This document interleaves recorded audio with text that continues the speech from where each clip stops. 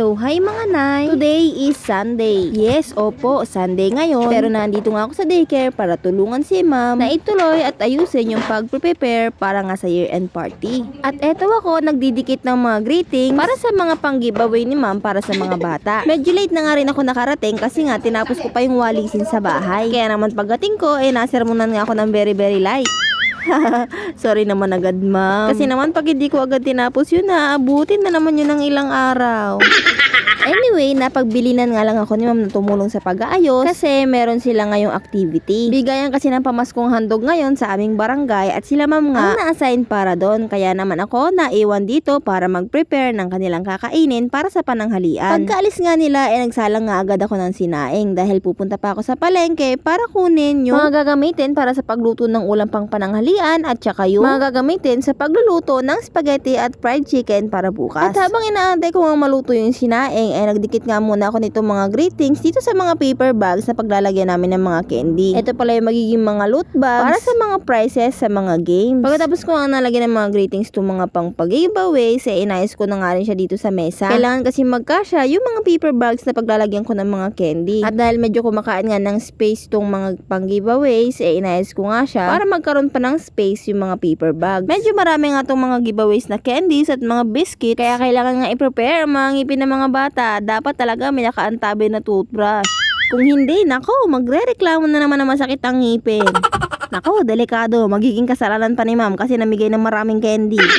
At habang inaantay ko nga mainin yung aking sinaing, dinagdagan ko na nga rin tong mga paper bag giveaways. Nilagyan ko na nga rin ng mga candy, yung mga natitira pang hindi pa nalalagyan. After ko nga magbalot, sakto naman na naluto na yung aking sinaing, kaya naman dumiretso na ako ng palengke para kunin yung mga ibinili na kukunin at ang mailuto na nga. Ito nga, tag-tricycle na rin ako at medyo marami rin pala to. Buti na lang, prepared ang bulsa ko. Kung hindi ko malalaman kung paano ko bibit-bitin to na habang naglalakad. At pagdating ko nga, agad ko ang inasikaso tong karne para nga mapalambot agad. Sinigang na pork nga pala yung lulutuin ko. Alam nyo, minsan gusto ko na lang talagang tumambay dito. Bakit kamo? Kasi naman dito laging may niluluto. Gustong gusto ko talaga yung laging may iba't ibang niluluto. Parang alam mo yun, yung para akong na-excite sa bawat klase ng lulutuin ko. Yung para akong hinahamon na, oy, kaya ko bang lutuin to? O kaya naman, may bago na naman ako matututunan. Katulad ditong sinigang na to. Nakikita nyo naman yung mga sinigang na luto ko, diba? Sinigang na fish lang o kaya pritong fish. Tapos talagyan ko lang ng siling pansigang at saka malunggay, okay na. Samantalang ito may kamatis, may gabi, may labanos. May hindi ko nga sigurado kung paano ko ilalagay ito lahat Basta sabi ko na lang sa sarili ko, hayaan mo na. Basta ang importante mailuto lahat.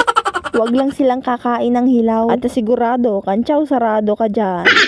At ayan nga, pagkatapos ng maraming daldal, nahiwa at nahimay ko na nga rin lahat ng mga gulay. Ewan ko kung paano kayo magluto dahil hindi naman din ako expert. Pero pinakuluan ko nga muna yung mga karne bago ko nilagay itong sibuyas at saka kamatis. Sinama ko na nga rin ilaglag tong mga gabi. Kasi kapag ganito yung luto namin at may gabi, gusto namin yung nadudurog na yung gabi kasi yun yung pinakapampalapot ng sabaw. At habang inaantay ko nga kumulo ulit, binawasan ko na nga rin itong mga hugasin. Ito nga pala yung ginamit namin kanina pang almusal. Nagpabili kasi si ma'am ng pansit. Tapos, nagtimpla ako ng kape. At pagkatapos ko ang naghugas, sakto na nga rin na kumukulo na nga uli itong niluluto ko. Kaya naman nilagay ko nga lang din yung pork cubes. Tapos, isinunod ko na nga yung mga labanos. Natatawa nga ako sa sarili ko habang nagluluto ako Napapatanong kasi ako sa sarili ko na, uy, tama ba itong ginagawa ko? Wala naman kasi ako matanong na iba kasi nga ako lang mag-isa. Baka mamaya nga bigla akong magtanong, magsalita, tapos biglang may sumagot sa akin, bigla akong mapatakbo at mapalabas dito sa daycare. Diyos mio. At ayun nga, nilagay ko na nga rin pala yung dalawang siling haba, tapos sinakpan ko at pinakulo ko uli, and then sinunod ko na nga rin tong pechay at saka kangkong. Pinagsabay ko na rin, ganoon din naman, parehas lang din naman silang dahon.